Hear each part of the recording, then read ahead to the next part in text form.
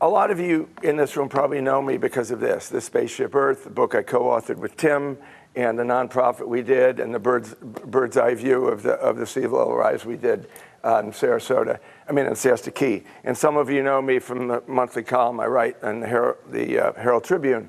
And I was asked today to talk not about what Tim and I have been doing, but to talk as a futurist who travels the world and speaks about the future. So what this is going to be a high-level look at everything other than climate change that's going to happen over the next 20 years. And it's based on this book, Entering the Shift Age, which I wrote in 2012. And the reason I mention it was in 2012, I said the greatest technological challenge for humanity is atmospheric cleansing. And Tim will talk about the need to do that, to reduce resident CO2. And the book that really started us was, and I have the original copy, $1.25, 1970, Operating Manual for Spaceship Earth, R. Buckminster Fuller.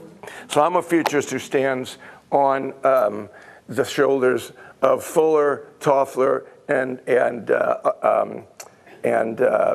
McLuhan, looking into this century. Now, this presentation that I gave yesterday took 3 hours to give to a bunch of CEOs in Milwaukee, and I normally do an hour and a half. So I want you to understand, I'm not going to be able to go into all the points that you're going to hear. But trust me, my highest purpose in life is to be completely accurate 18 months to 5 years out, 5 to 10 years out directionally, and 10 to 20 largely directionally. And you can go to my website, davidhoule.com. I'm the only futurist to put up what forecasts I've made and when I've made them. So please trust that when you just hear these things, that I can go into depth on each one to give you rationale as to why they're going to happen. So first of all, shift transformation. Every dictionary definition in here is taken from the dictionary, okay? So the definition of shift, to put something aside and replace it with another or others, change or exchange. We are in the shift age, I'll talk about that. Transformation, change in form, appearance, nature, or character. The future, best quote about the future, I put it in the front of my first book, The Shift Age. We should try to be the parents of our future rather than the offspring of our past. So what I say to CEOs like yesterday, be the parent of the future of your business. Don't talk to me about what you've done. Okay, what are you going to do? What are you going to parent? That's why we're here, to parent the future of how humanity faces climate change. 21st century education, again, Toffler. This is probably the most important slide for everybody in this room, because in the 21st century, the illiterate of the 21st would not be those who cannot read and write, but those who cannot learn, unlearn, and relearn, with the key phrase being unlearn. It has to be a developed skill. Okay, I'm an aging baby boomer. When I graduated from college, the commencement speaker says, you're going to have more than one job in your lifetime, comparing us to our baby boomer parents who had one job. Now, commencement speakers such as myself are saying, graduates, you're going to have 3 to 5 careers, 2 or 3 of which have yet to be invented, which means that the central issue of education in the United States is lifelong learning. It's no longer, oh, you're done, right? But for anybody in here, you're going to have to unlearn some of the thinking you think about some of the technologies I'm going to talk about. Because my experience is, ironically, to the degree that people are really into the environment, they're somewhat resistant to technology. And I can't understand that other than some kind of a lifestyle thing. I'm going to hopefully blow that away. So the shift age. In 2005, knowing Toffler and this concept of ages, I looked back to when the information age got its name in the 70s. And I realized that 5 things had happened and a 6th thing was going to happen. The 5 things that had happened between the early 70s and 2005 was the end of the Cold War, the beginning of the global economy, personal computing, the internet, and analog to digital. Just those 5 things meant that we had to enter a new age, right? And the 6th thing that was happening when I was thinking this in 2005 was high-speed wireless connectivity. So those 6 things meant we had to enter a new age. And then so I called it the shift age. When I wrote my first book, you obsessively look at how your book's doing on Amazon, right? And I went there every day. It went up in the fall 2007 because I had forecast something like Kindle. So Amazon loved it and they put it up for free. And it was the only non-fiction book that had the word shift in it. I challenge you to go to Amazon today and look how many. And then I tried to figure out what are the forces or dynamics that shape an age, and I got it down to 3, and I submit to you that these 3 forces up here, these flows, are at the fundamental basis of everything everybody in this room has experienced over the last 10 to 15 years. The first thing is the flow to global. Obviously, it's a global economy, but we think global, we say global. We don't talk about overseas and foreign and international. But the significant thing is that we are in the global stage of human evolution. We've gone from family to tribe to village to city-state to nation-state. Our only remaining boundaries for now are planetary, which is why climate change has a second really important thing, because it's the first issue where everybody has to solve it, right? So the concept of climate change is the first time that we're all connected planetary. Sustainability is a truly meaningless word unless it's global in scope, unless we can operate Spaceship Earth at less than 1.0 Earths per year. The flow to the individual. Everybody in this room is more powerful than individuals have ever been. Why? Because of the explosion of choice, particularly in the United States and the developed countries of the world. So if there's an explosion of choice, the power moves from the producer to the consumer, from the institution to the individual. Think about the oldest people in the room. Think about going to the grocery store with your mom when you were a little kid, and there's 10 feet of cereal, right? Cheerios, Wheaties, Trix, Corn Flakes. And now you go to a Publix, and it's half of an aisle, right? Explosion of choice. There's 6 kinds of Cheerios, so I get to choose. So this is the underlying concept of the on-demand economy. I want to watch it when I want to watch it, where I want to watch it, how I want to watch it, and what screen I want to watch it on, right? And both of these forces are amplified by the single greatest force in the world, the accelerating electronic, I'm talking so fast because I got 15 minutes, the accelerating electronic connectedness of the planet. And I do not mean the internet. What I mean is this device.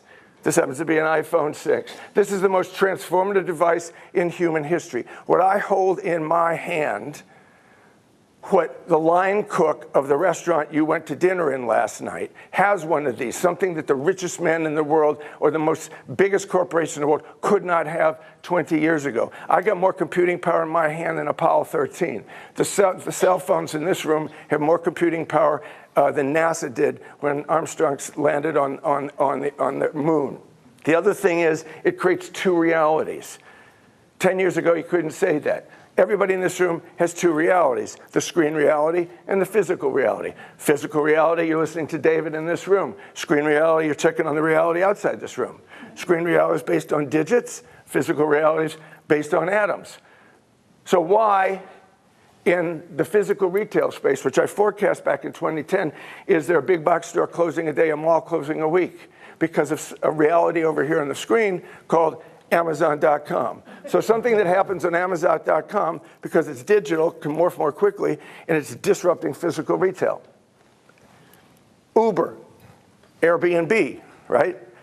Now the other thing is, if I was going to call anybody in the first row here on your cell phone, you're 5 or 10 minutes away, 5 or 10 minutes, 5 or 10 feet away, 1,000, 2, 1,000, 3, 1,000, one of your phones would ring.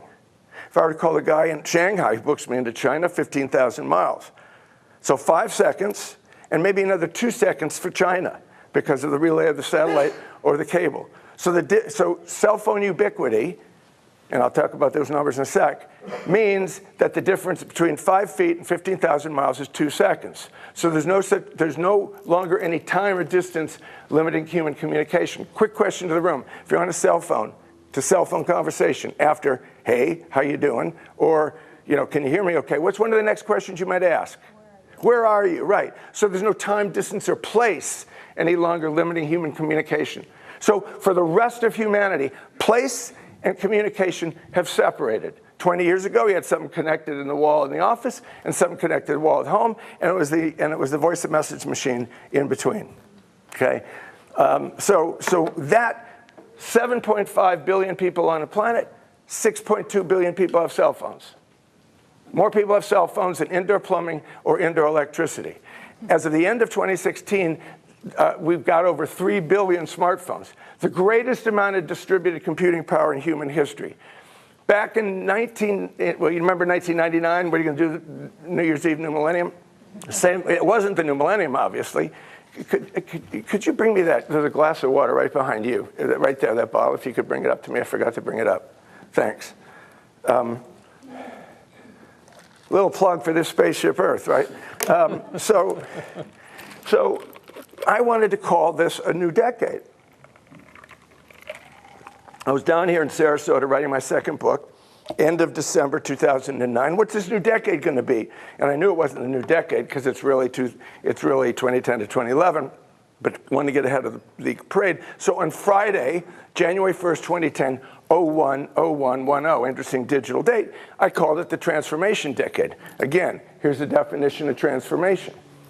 And it blew up on the blogosphere. Houle calls it the transformation decade, all around the world. Yes, I was kind of feeling good about it, but I didn't realize what a powerful metaphor this was to speaking to business people. You, Madam President, you, Mr. CEO, if you aren't in the business of changing the nature, shape, character, and form of your business in this decade, you might not have a business, which leads to the collapse of legacy thinking. Legacy thinking is thought from the past. My dad always said, my business mentor in 1993 told me if you haven't looked at those truisms relative to the reality of 2018, you might not be seeing it clearly, right? So this is the future. This is what I see. I fly into Sarasota and I see legacy thinking. I don't see any houses with solar panels on it. I see homes that are going to be underwater in 15 years. So all of that's going to collapse, right? And when something collapses, it opens up a space. And this is what's entering the space. One of the most important concepts to leave with you this morning. This is the first decade of 21st century thought. We've powered into the 20th century, 21st century, with 20th century thought. Obviously evidenced in the older you are and in Washington, D.C. And so think about if I say 20th century to you. Century of World War, century of America, century of science. It began 1914 to 1918. Russian Revolution, socialism, communism, the first industrialized war, general theory of relativity, the map of Europe as it largely is, and very unfortunately the map of the Middle East as the English and the French did it in 1918 with arbitrary straight lines and right angles in the desert. So all the stories of the last 100 years began with the second decade. That's what future historians are going to say about this decade. So I've written a book about, say, the future of healthcare with Jonathan Fleece. So when I stand in front of healthcare conferences, I say, what does 21st century healthcare look like? Answer that question. Don't what does 21st century education look like? So shift age generations, I'll put them both up. Again, in this book that I wrote in 2012, millennials, birth years 1981 to 1997 in America, digital natives 1998 to now. So the millennials are basically, 21 to 35. They're the first generation in American history that's never known peace and never known prosperity, right? We've been at war for 16 years. So they have a certain attitude. People know about millennials. Digital natives are the Stoneham Douglas kids, right? Born in this century. The reason I call them digital natives is they're first generation to born in a digital landscape. Everybody in this room is a digital immigrant. So if you've never thought of yourself as an immigrant, this is your time, right? Right? So you know how it feels, right? I can't figure this out. Joey, my grandson, come here and help me, right? Key fact, these two together, born since 1981, will be in the majority of the workplace in America in 2020. If the Stoneham Douglas kids are any indication of an increase in political participation, then these two generations in America, and even more so in about 85 countries around the world, will be the dominant force in the electorate. They will be the majority of the electorate by 2024 election, right? So a complete change in generations, and these generations don't believe in institutions because all the time they've been let down by them, right? They don't believe in institutions. So they don't care about the past structure. That's what's so good about the digital natives. These 20 years, reality as we know it will change. That's the problem we have, like in Florida, right? That's why I said to the Sarasota Bradenton realtors, when does it become fraud to sell beachfront property, right? Beachfront property is going to have a profoundly different reality in 10 years. There won't be any barrier islands near here by 2040. Get with the program, right? So there's more change in the next 20 years than any 50-year period in history. Now, I'm an aging baby boomer. I'm one of the probably few people in the room who can remember the 60s, right? Okay, the 60s didn't start on January 1st, 1960, by the way. They started November 22nd, 1963, when Kennedy was assassinated, followed less than 3 months later when the Beatles went on Ed Sullivan. That's what started the 60s, everything we know about it. Same thing with 2010 to 2020. Well, think about the fact that, 3 weeks ago is Dr. King, and the first week in June, it's going to be Bobby Kennedy. So we're reliving the 1968. There's going to be more change between now and 2037 than has happened since 1968, okay? End of the comfort zone. If we choose, we can live in a world of comforting illusion. Now, I'm saying this to you because I sense there's probably a number of people here who aren't that super into technology, or they think that it's bad. First thing I want to say is technology is not good or bad. It's morally neutral. With the possible exception of creating weapons for war, it's neutral. The Wright brothers invented flying to ultimately shorten distance. 15 years later, we were using airplanes to drop bombs. So technology, if it's good or bad, it's how humans use it, right?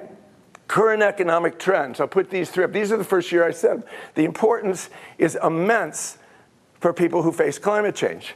Thrift is the new cool, right? Since the Great Recession, you don't buy anything unless it's on sale, right? Everything is on sale every day. And before you buy it, you go to check on Amazon, see if it's cheaper, right? Ownership to rental. This is huge for the environmental movement because I first started saying this about real estate. The Gen X generation in the United States is the last generation for which the axiom, just buy residential real estate will always go up in value, is true. Rising tide lifts all boats. No longer. But the significance about ownership to rental is think what you do. You don't buy DVDs anymore. You rent from Netflix. You may not even buy MP3s. You pay for Spotify. I'm a Prime member. I pay $10 extra a month. I got 150 books on my iPhone, right? So if I could read 100,000 books in a month, I'm paying $10 to do it. So it's all about access. When you think about the fact that most of the thinking that you grew up in is formed 1945 to 1960 when ownership is good, everybody should buy a car. And then you look at the fact that, well, I'll talk about that in a sec, but the point is everything is moving to rental, which is a great thing because it lessens the need for everybody to have one of everything. The average age, if you get a driver's license in the United States of America now, is 19 and a half because the new generation doesn't think they need to drive.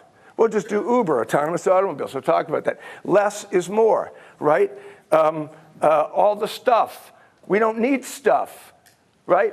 I have taken 300 LPs, 2,000 books, 200 CDs, 75 DVDs, and it's all on a 2 terabyte hard drive. Why do I need stuff? Anybody who buys stuff, I'm sorry, I'm trying to go as fast as I can, Tim. And less is more. We're downsizing, and it's been proven that the millennials are much less materialistic. They're completely experiential. Value-based advocacy, I won't even get into that. That's the key thing. Corporate America is going to lead the way into the future. Lawrence Fink, head of Blackstone, $7 trillion under management, said he will no longer invest in companies that aren't doing something for the common good because governments don't. We know that. So shift age is the transition, roughly that amount of time. It's the transition between the reality up to 2000 and the new reality we're going to live once we come out of this. Literally, reality is going to change. So when reality changes, meaning changes. I don't have time to get into that. But, what is meaningful in your life, right? The 5 great religions are going down in value as having any meaning to this life we live. Speed of transformation. Notice this.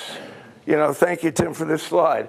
Where is the car? 1900 New York, right? Okay. 13 years later, where's the horse, right? In 13 years, Manhattan went from complete horse and buggy to complete automotive. I say this for 2 reasons. One, everything I'm about to tell you is you have to accept it's going to happen when the speed of change is at least 10 times faster than it was a century ago. So everything I'm about to tell you can easily happen by 2030. This is the proof. The other thing I want to say is if you lived in Manhattan in 1900 and this was your reality, what was the number of environmental issue you had every day living in Manhattan? Horse manure, right. So what was the answer at the time? To get canvas bags to put them on the back of the horse, right? So, they didn't understand that the solution for horse manure was a new form of drivetrain, okay? So that's what I'm trying to say is so much of the thinking in this room and around the world is, that's the problem. Let's look at it from our current reality, which is a canvas bag. Okay. Artificial intelligence, robotics, Internet of Things, big data. That's one thing. I'll talk about that. Touch, voice, brainwave interface. Touch screen, hello, Alexa, Siri, now brainwave computer interface, right? So part of the thing is, if we spend 10 years doing brainwave computer interface, I don't need to say next slide, next point, it just goes up because I think it. It's not too far-fetched to think that we will elevate into a higher level of consciousness, which is the whole fundamental underpinning of Shift Age. Evolution Shift is my blog. Transformative artificial reality, augmented reality, and virtual reality. Completely transformative. If you can give people an alternative reality, think about how you like to read escapist fiction. Take it to a whole other, you have a complete new reality. And again, don't think of it as these big goggles with a controller. That's the canvas bag thing. It's going to be completely different. Electric cars, autonomous automobiles. This is the single greatest thing to face climate change, right? My estimation, 2030, 75% of the cars on the road are going to be either electric or hybrid. And the remaining ones will be collectibles, and autonomous automobiles, driverless cars. 97% of all fatalities globally on automobiles is due to driver error. So autonomous automobiles takes away the most dangerous part of the driving experience, which is the driver, right? So think about that. Down here, this market loves it because people are going, oh, good, I can't drive at night. This is going to be great, right? So, but down in Babcock Ranch, they have these already. I've ridden them. They're coming to market direct to consumer this year. And the interesting thing is, so I live in a community, so 75% electrical or hybrid, and in 2030, 30% of all cars on the road in this country will be autonomous. And the interesting thing about that is everybody in this room, if you're an average American, you use your car 4% of the time. So 96% of the time you own an asset that took from the earth and is just sitting there depreciating. An autonomous vehicle can go 24 hours a day and knows when it gets to charge. So I live in a community, about 60 houses, therefore about 150 cars and pickup trucks, and there's about 150 people, so one vehicle per person. In the future, with autonomous automobiles, maybe 20 or 30 can handle that whole community because they can go all the time. You don't drive to work and leave your car for 8 hours. You let it go, right? DNA medicine, DNA hacking, transhumanism, treating aging as a disease. I don't really have time to get into that. I love this. That's from last year, the internal combustion engine, RIP. Evolutionary change. Now, here's the one thing I want to go into, and I'm really talking as fast as I can. We might be going over a little bit late, but I think you need to hear this, okay? The number one invention in human history, perhaps other than the wheel, is electricity. And it's electricity because it's the single invention that transformed how we live more than anything else. Electricity meant we could air condition the sun belt. It meant that we could have a kitchen where stuff could be cooked other than on a stove, like in a microwave oven, a coffee maker, or a toaster. So the way you need to think about artificial intelligence is it is going to be as big an evolutionary change as to how we live as electricity, okay? And so think about it that way, because the problem is, and this is the problem that most people have about artificial intelligence, they're trying to predict it within the confines of the current thought, which is legacy thinking. Oh, good or bad, robotic overlords, all that stupid stuff, right? So artificial intelligence. Here's the problem, and the reason we're using the word artificial intelligence is we are the first iteration of humanity to psychologically have to accept an equal or superior intelligence cohabiting the planet with us. And so we want to call it artificial to make it diminished. It's not real. This is one of 6 dictionary definitions of intelligence, and in not one of them is the word human, right? Yeah, no. Whales are human, or intelligent. Dolphins are intelligent. People in this room said, oh, my dog is so intelligent, right? So the point is, intelligence is a concept. It is an entity. So calling it artificial means that we, for all time, are at the top of the food chain. 150 species a day become extinct because of the way we live. That's 10,000 times the baseline average, right? So the point is, this is the definition of artificial. The way you need to think about artificial intelligence is machine learning. I don't have the time to give all the examples that are profound about this, okay? But understand, if you are nervous about artificial intelligence taking over and deciding that humans aren't needed, well, for all time, we are the species that doesn't matter that we're killing off species, right? So karma's a bitch if it happens. Here's why it's important. I want to show you this. This is zettabytes. A zettabyte is 1 billion terabytes.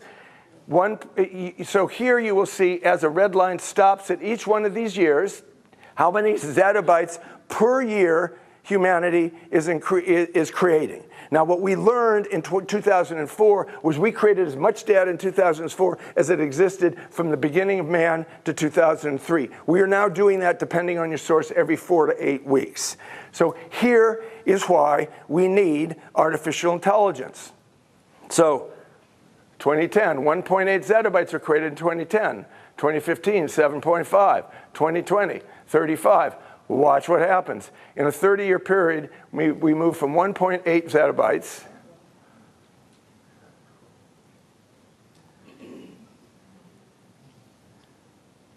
to 12,000.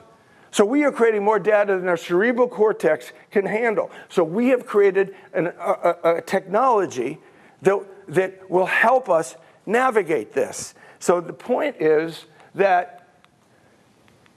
it's a transformative technology at the right time. It will impact every business and life sector. And it's not either or, but incompatible for economic and evolutionary growth. Evolution. In 1859, Darwin published The Origin of the Species. And he explained evolution and basically how slow it took from the beginning of the dawn of man to 1859. And evolutionary biologists have said, since then, in 150 years, we have evolved as a species as much as all of that. Americans have increased their height by 5 to 7% and their weight by 10 to 20%. The 20% is because of the obesity epidemic. But the point is, we've also tripled the average life expectancy in 200 years. So we have evolved a whole lot since he wrote the book. What I'm suggesting to you, that this is going to help us evolve in the next 20 years as much as that's happened. Arthur C. Clarke. The goal of the future is full unemployment. He wrote that in the 50s. Bertrand Russell, 100 years ago, to be able to fill leisure intelligently is the last product of civilization. That's what our civilization is creating. Right now, leisure is defined as when I don't have to be at work, right? But what is leisure defined if you don't ever have to work? Because what artificial intelligence is going to do, in the negative mindset, it's going to make 50% unemployment in the United States. There's all kinds of studies that show that. The largest white-collar categories are attorneys and accountants. Applaud if you want. But the point is, this is what we have to solve. Who are you as a being? I'm somebody who spends his life planting trees. Okay, that's fine. Because everybody up to the year 2000 has to some degree defined themselves by what they do for the living and the big economic cog that has caused climate change. So, the next 10 years, this is what's going to happen. I'm going to put all these up so that I can speak about this. This is really significant, okay? There's going to be a huge economic collapse in the early to mid-2020s for the following reason, that credit cards came in the United States in the 2050s and 60s. Gold was decoupled from the dollar in the 70s. So for the last 50 years, say 1975 to 2025, we have a global economy entirely based. I know I have to stop. You want me to stop? Yeah. Raise your hands if you want me to stop. What? I'm asking Tim. She wants me to stop. Does her vote trump everybody else? Yes. Okay, I'll stop.